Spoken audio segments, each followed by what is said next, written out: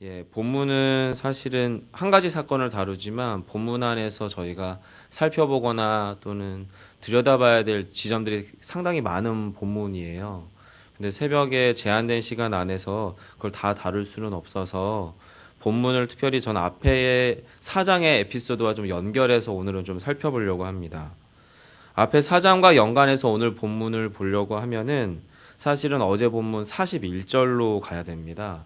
풍랑을 만난 사건 이후에 그 사건의 결론 지점인데요. 여러분 어제 큐티 본문 잠시 펴보시겠어요? 네, 피셨으면 40절하고 41절을 좀 같이 읽으면 좋겠습니다. 40절, 41절 함께 읽습니다. 이에 제자들에게 이르시되 어찌하여 이렇게 무서워하느냐? 너희가 어찌 믿음이 없느냐 하시니 그들이 심히 두려워하여 서로 말하되 그가 누구이기에 바람과 바다도 순종하는가 하였더라. 아멘. 이 본문 40절과 41절에 보시면 여러분이 아시는 것처럼 풍랑을 만나죠. 배가. 근데 그 배가 누가 탔냐면 예수님과 예수님의 제자들이 탔습니다. 그리고 예수님과 예수님의 제자들은 앞에서 그 어떤 기적적 사건이나 또는 여러 가지 에피소드를 통과한 후에 그 배에 타게 된 건데 예수님이 이제 그 본문에서 보시면 주무시죠. 어떤 사람들은 잠든 척 한다고 이야기하겠지만 제가 볼 땐 정말 너무 피곤하셔서 그냥 곤히 잠드신 것 같아요. 그래서 일단은 그 배에서 제자들은 어부 출신이 많았으니까 그리고 갈릴리 바다는 그들에게 꽤나 익숙한 바다였으니까 여러 가지를 해봤을 거예요. 근데 안에서 해봤는데 잘 안 돼서 자신들이 이제 죽을 수도 있을 거라고 하는 두려움에 사로잡혀서 예수님을 깨우죠. 예수님을 깨웠는데 그리고 나서 예수님께서 제자들에게 책망을 하셔요. 그게 40절인데 이에 제자들에게 이르시되 어찌하여 이렇게 무서워하느냐. 이 무섭다라고 하는 단어와 41절에 그들이 심히 두려워하였다라고 하는 단어는 같은 두려움을 표현하지만 맥락이 다르죠. 앞에서의 무서워하는 것은 풍랑이 통제 불가능한 상황에서 내가 죽을 수도 있구나라고 하는 죽음에 대한 두려움이고 41절에서는 그들이 심히 두려워했다는 것은 자신들이 통제 가능하다고 느꼈던 풍랑이 통제 불가능한 상황이라고 하는 게 입증되니까 자신들이 죽을 수도 있다라고 하는 죽음의 두려움 가운데 사로잡힌 나머지 이 통제 상황이 불가능한 풍랑은 예수님도 어떻게 하실 수 없을 거야라고 하는 자기 확신들 속에서 예수님을 깨웠어요. 그런데 그 예수님이 갑자기 일어나시더니 아주 유유자적하게 제자들을 꾸짖으신 다음에 너희들이 왜 이렇게 믿음이 없느냐 또는 적느냐라고 하시더니 그들의 고통의 본질적인 문제였던 자연, 바로 풍랑을 고요하게 하죠. 그랬더니 찾아오는 두려움이 바로 41절이죠.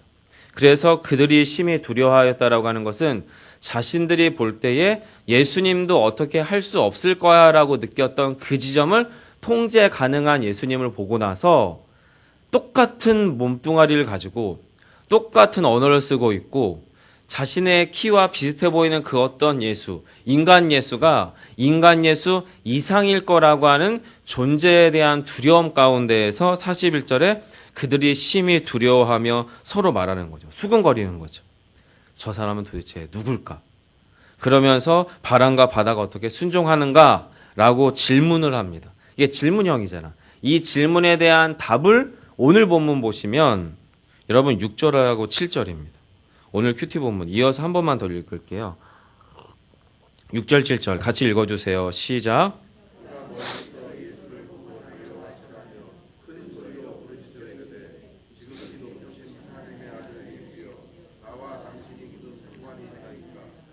원하건대 하나님 앞에 맹세하고 나를 괴롭히지 마옵소서 하니. 여러분 여기서 귀신 들린 앞에 에피소드만 빼버리고 이 6절하고 7절을 앞에 있는 본문에 딱 갖다 붙이면 아주 자연스러워집니다. 무슨 얘기냐면 예수님이 누구신가에 대한 아주 본질적인 질문이 제자들 앞에서 올라왔잖아요. 그리고 그거에 대한 대답을 마가는 아주 의도적으로 본문 4장에서 5장으로 연결되면서 6절하고 7절에서 이야기하는 거죠. 그가 누구시냐면 그게 이제 귀신 들린 사람이 고백한 건데 큰 소리로 부르짖어 이르되 지극히 높으신 하나님의 아들 예수요. 자, 그럼 여러분 여기서 마가가 저와 여러분에게 또 이 본문을 읽어나가는 독자들에게 던지는 영적인 의도가 있죠. 본문 4장에서는 제자들은 수근거렸어요. 근데 죄송하지만 그게 끝이에요. 그리고 그 본질적인 질문에 대한 대답을 하긴 했어요. 근데 누가 했냐면 귀신 들린 사람이 했어요. 자, 그러면 여러분 마가복음이라고 하는 성경을 읽으실 때 꽤나 도움이 되는 키워드는 뭐냐면 본문에서 마가는 예수를 누구라 하느냐라고 하는 의도를 가지고 본문을 읽어나가시면 각각의 장마다 예수 그리스도가 누구신지에 대한 질문과 답을 던지는 게 마가복음이거든요.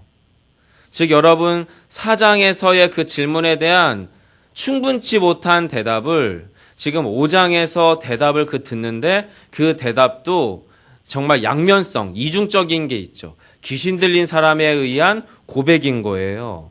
그럼 여러분 이 대답, 예수님이 누구시냐에 대한 5장의 대답은 사람이 한 대답입니까? 귀신이 한 대답입니까?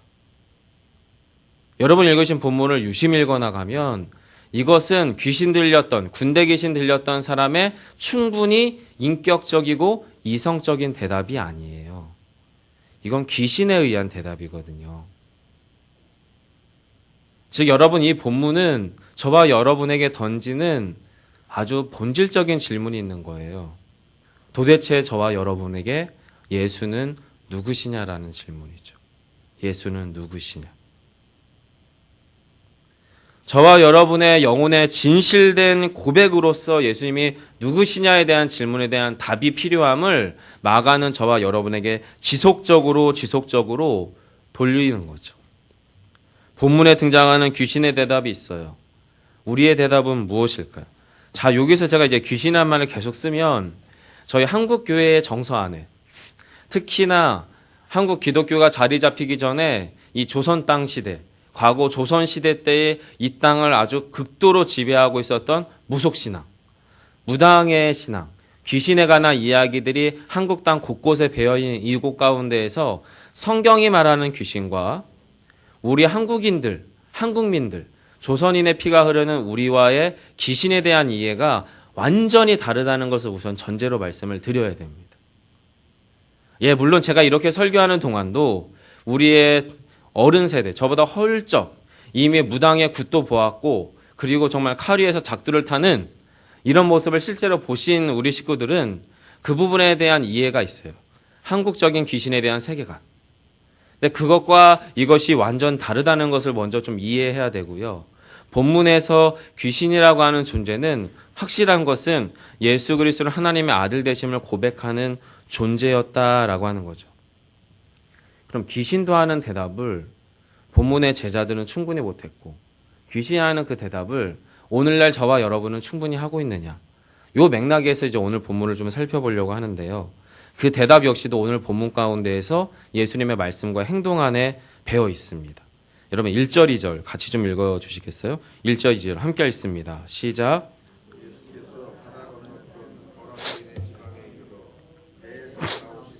곧 더러운 귀신 들린 사람이 무덤 사이에서 예수를 만나니라. 아멘. 여러분 수르보니게 여인을 예수님이 만날 때에도 예수님이 그 여인에게 뭐라고 얘기하냐면 나는 나의 백성들인 유다와 이스라엘의 민족들, 나의 가족들, 나의 영적 백성들을 만나러 왔지 이방인인 너 같은 여인을 만나러 온 게 아니다라고 하는 이중적인 메시지를 사실은 하셨어요. 오늘 본문도 사실은 마찬가지예요. 불과 얼마 전 4장의 사건은 유대인들을 위한, 유대인만을 위한, 유대인을 향한 에피소드와 사건이었어요. 근데 그 사건이 꼭 끝난 후에 그 질문, 그 사건에 대한 충분한 답이 유대 사회 안에서 유대인들에 의해서 불충분한 상황 가운데에서 예수님이 옮겨진 지역, 옮긴 땅은 어디냐면 이방 땅이었어요. 즉 예수님 시대에 갈릴리라고 하는 큰 바다라고 불려지는 호수 주변으로는 여러 가지의 문화권이 섞여 있었는데 가장 기본적으로는 유대인 혈통의 유대 사회 문화권이 있었다면 그 당시는 로마의 식민 지배를 당하던 땅이었기 때문에 이 땅 가운데는 세 가지의 문화권, 쉽게 여러 가지의 무슨 분석과 해석이 가능하지만 가장 기본적으로는 로마 식민지이기 때문에 로마의 문화와 그리고 로마의 식민지의 대부분은 과거 헬라 문화, 알렉산더 대왕 때의 통치를 당했던 헬라 문화권이기 때문에 헬라의 문화, 그리고 유대 사회의 문화, 이 세 가지의 문화가 이렇게 중첩돼 있었어요. 즉 오늘 본문에서 예수님이 찾아간 땅도 어디냐면 데가폴리, 10개의 도시라고 불려지는 헬라 문화의 잔재가 충분히 남아 있었던, 그리고 로마의 식민지였던 바로 거라사 지방으로 간 겁니다. 예수님 시대 때 거라사라고 하는 도시는 제법 커서 18,000명 정도가 거주하듯 했다라고 해요. 향남이 얼추 6만에서 7만이거든요. 그러니까 그 당시에 거라사 지방이라고 하는 도시는 제법 큰 도시죠. 그리고 이 거라사 지방은 무엇을 생업으로 주로 삼았냐면 오늘 본문에 등장하는 것처럼 2,000마리의 돼지를 치는 그런 위탁 농장을 운영하던 경제활동을 하던 도시로 보여져요. 어찌되었던 예수님이 오늘 본문을 통해서 예수님은 누구시냐에 대한 궁극적인 대답은 뭐냐면 유대인, 우선적으로는 이스라엘을 위해서 오신 분이지만 궁극적으로 예수님은 유대인과 이방인과 예수님 시대의 백성들과 예수님 전후 시대 당신의 백성들을 위해 오신 분인 것을 오늘 본문 1, 2절은 보여주죠. 그래서 여러분 예수께서 바다 건너편 거라사 지방에 이르렀다고 했을 때에 그곳 가운데서 예수님은 예수님의 생명의 복음은 예수님의 고치시는 치유의 복음은 예수님의 살리시는 구원의 복음은 이방을 향해서 열려 있었던 복음이었던 것을 오늘 본문은 보여주고 있습니다. 그래서 공교롭게도 2절에서는 예수님이 탄 배가 풍랑이 잔잔해져서 무태 딱 닿아서 예수님의 발이 땅에 딱 딛자마자 마가는 곳이라는 표현을 써서 예수님이 이 거라사 지방을 방문한 목적이 뭔지를 2절에서 보여주죠. 배에서 나오심에 곧 누구를 만납니까? 더러운 귀신 들린 사람이 무덤의 사이에서 나와 예수를 만나니라. 여러분 여기 보시면 의도적인 몸짓이 보여요. 예수님도 의도적인 몸짓이고요. 배에서 가장 먼저 아마도 땅에 몸을 디디신 것 같아요. 발을 디디신 것 같아요.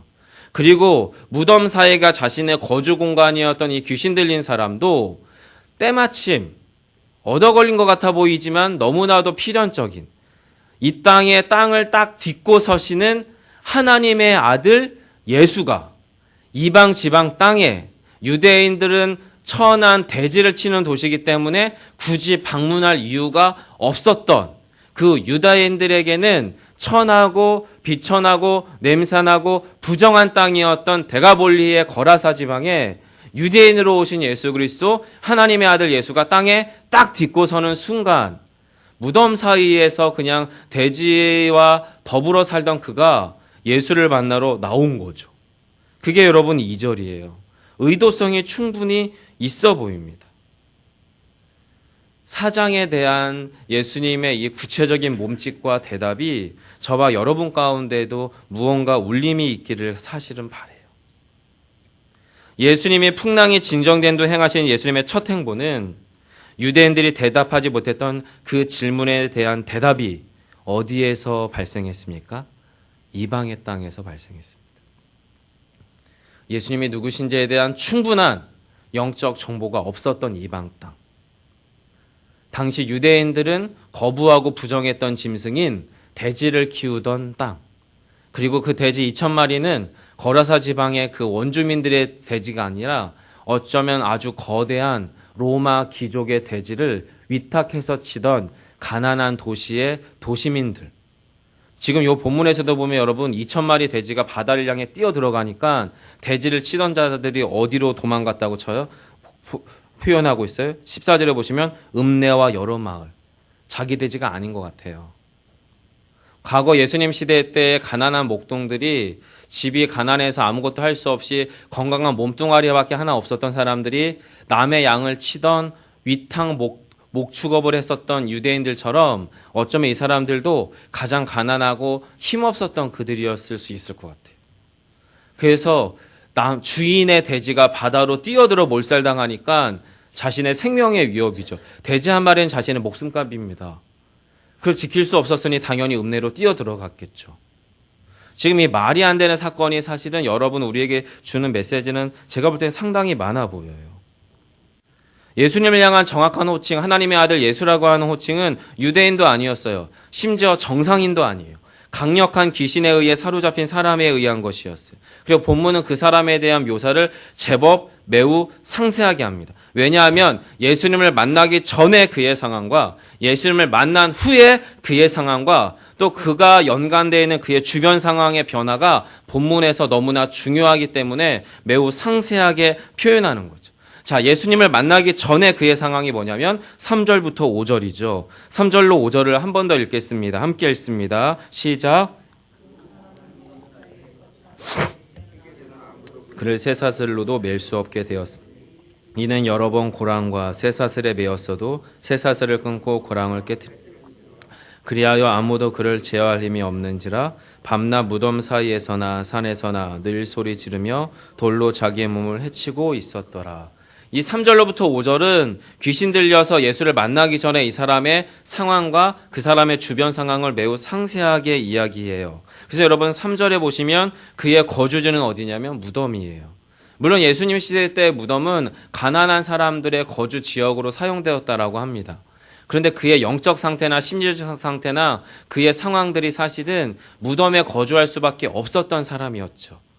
달리 말하면 죽음과 매우 가까운 또는 죽음과 다름없었던 삶을 살고 있었던 존재가 그였습니다. 그리고 그에게는 더 이상 사회적, 인격적 관계 형성이 불가능한 모든 사회적, 모든 인격적, 자신의 가족들과도 어쩌면 자신의 자녀들과도 자신의 부모들하고도 자신의 지역의 이웃과도 끊어져 있는 모든 관계가 깨트려진 상황의 존재였습니다. 그 이유는 무엇이냐면 사절 때문에 그래요.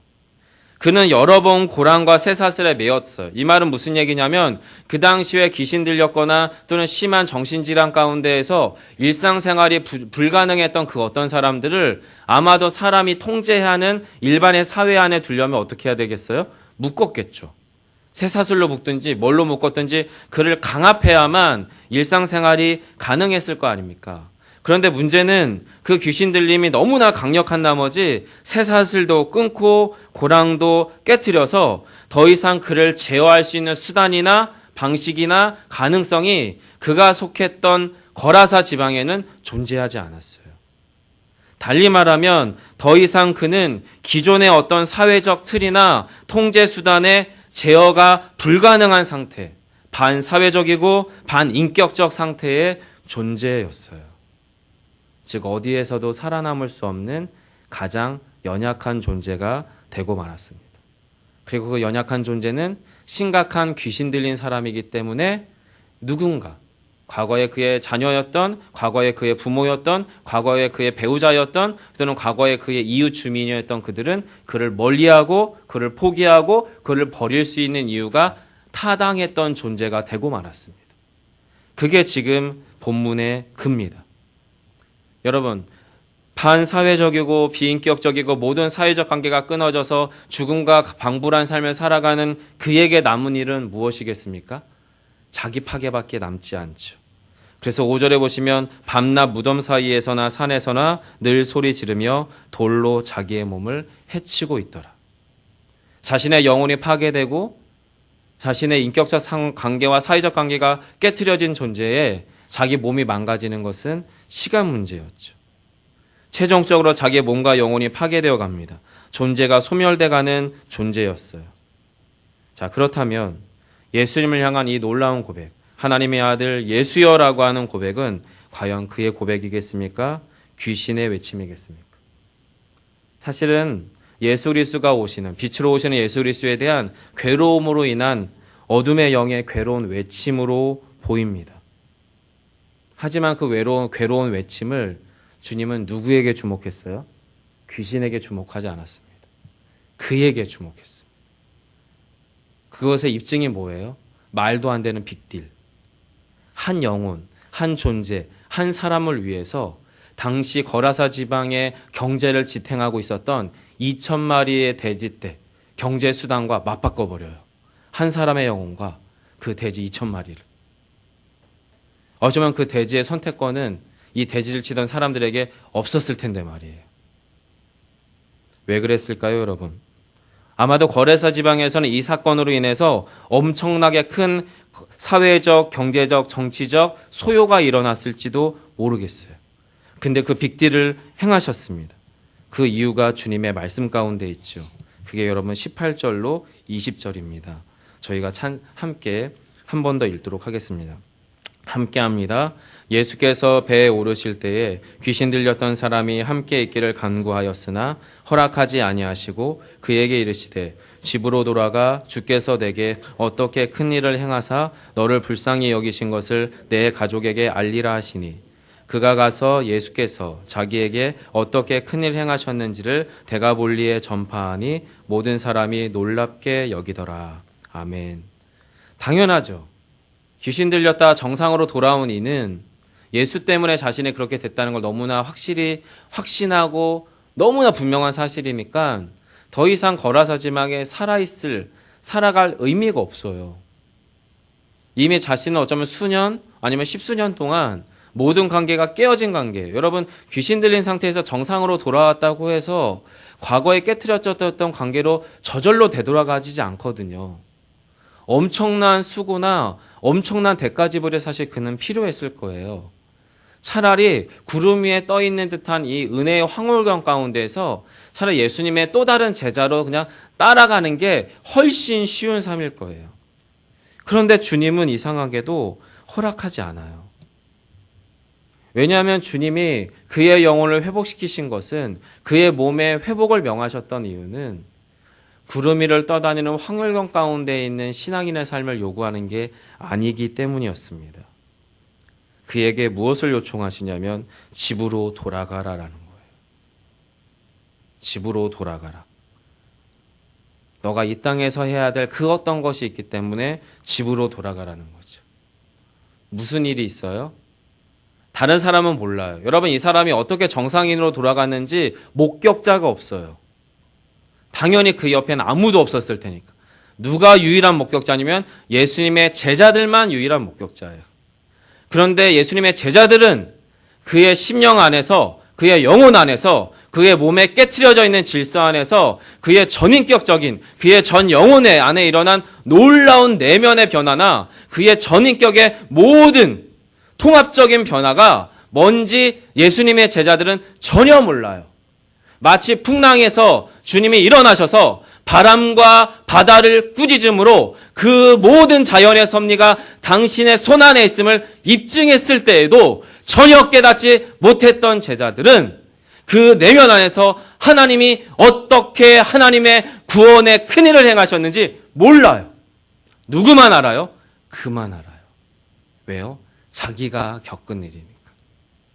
그래서 본문 19절하고 20절은 주께서 너에게 행하신 큰일이라고 표현합니다. 하나님의 구원의 큰일이라고 표현하는 거죠. 누구만 그것의 증인입니까? 그만 그 일의 증인입니다. 그리고 자신은 어떠한 대가지불로 그 일이 행해졌는지를 알아요. 사랑하는 성도 여러분, 2000년 전에 십자가상에서 예수 그리스도가 2000마리의 돼지떼처럼 무식하고 맹목적으로 당신의 죽음의 몸으로 내달려갔던 예수 그리스도의 사건이 사실은 저와 여러분에게, 제자들에게 어떤 일이, 바다와 바람이 잔잔해진 사건 가운데서도 전혀 어떤 영적 깨달음이 없었던 상황처럼, 그리고 귀신 들렸던 이 사람이 주님 앞에서 어떤 회복의 일을 경험했는지를 전혀 깨닫지 못했던 제자들처럼, 그리고 거라사 지방은 이 경제적 소요 상태와 사회적 소요 사태와 정치적 소요 사태 가운데서 예수님은 위험한 사람이라고 스스로 예수를 몰아냈던 거라사 지방의 사람들처럼 우리는 이 본문 안에서 예수님이 누구시냐라고 하는 묵직한 마가의 영적 질문 가운데 서 있는 겁니다. 그렇다면 십자가상에서 스스로 죽음으로 내달려고 하셨던 예수 그리스도의 죽음과 부활의 사건은 사실은 저와 여러분 가운데서는 매우 전격적인 변화를 불러 일으킬 수밖에 없는 사건이어야 되는 거예요. 그리고 그것을 위해서 주님은 오늘도 저희를 어디로 부르십니까? 집으로 부르세요. 은혜의 동산으로 부르시는 게 아니라 산기도로 해서 예수를 깊이 만났던 곳으로 부르시는 게 아니라 우리가 기도할 때, 예배할 때 그 황홀경 가운데 젖어 있는 그 어떤 영적 또 다른 세계, 피안의 세계로 우리를 부르시는 게 아니라 집으로 부르세요.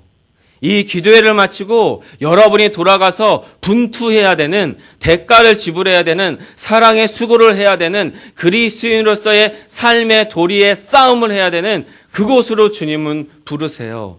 그곳에서 우리를 그리스도인 되게 하는 일은 무엇입니까? 누구는 알지 못해요. 저 사람은 몰라요. 그들은 몰라요. 오직 내 안에서 예수 그리스도가 행하신 그 구원의 큰 일을 경험한 나만 아는 그 구원의 감격과 믿음의 역사가 오늘도 나를 이끌어가야 된다라고 이 놀라운 열망이 우리의 삶을 집으로 돌아가게 하는 것입니다. 오늘 본문은 저에게는 그러한 본문으로 불려집니다. 말씀을 맺겠습니다. 거라사 지방의 사건은 사실은 많은 에피소드들이 있지만 그 가운데서 주님께서 우리에게 확실히 말씀드리려 하고 싶은 것은 그러면 너는 나를 누구라 하느냐입니다. 막연한 영적 세계에 대한 두려움으로 본문을 읽으실 것도 없고요. 본문에 대한 충분한 역사적 신학적 이해가 부족하다고 본문을 두려워하실 필요도 없고요. 본문에 계신 예수 그리스도는 2000년이 지난 지금 저와 여러분에게 동일한 하나님의 아들 예수십니다. 그 고백으로 오늘 믿음 안에 승리하는 저와 여러분 되시기를 소망합니다. 기도하겠습니다. 사랑의 주님, 십자가상에 당신의 죽음으로 내달려갔던 주님의 말도 안 되는 사건을 기억합니다. 그 묵직한 사건에 우리에게 무엇을 의미하는지도 지금 이 시간 저희가 한 번 더 정직히 들여다보기를 원합니다. 거창할 것도 없고 서두를 것도 없고 나의 삶에 그 어떤 큰 변화를 일으킬 것도 없이 주님 집으로 돌아가 우리의 생업의 현장으로 돌아가 예수가 진짜인 나의 삶을 살아가게 해 주옵소서. 사랑의 수고와 믿음의 역사와 소망의 인내가 오늘 하루 나의 일상을 나의 삶을 가득 채워가기를 소망합니다. 주여 우리에게 그 놀라운 구원의 은혜와 당신의 약속을 우리 안에 허락해 주옵소서. 주님의 생명의 은혜가 오늘도 다시금 우리를 품고 우리를 주장해 감을 고백하며 예수님 이름으로 기도합니다. 아멘. 하늘에 계신 우리 아버지여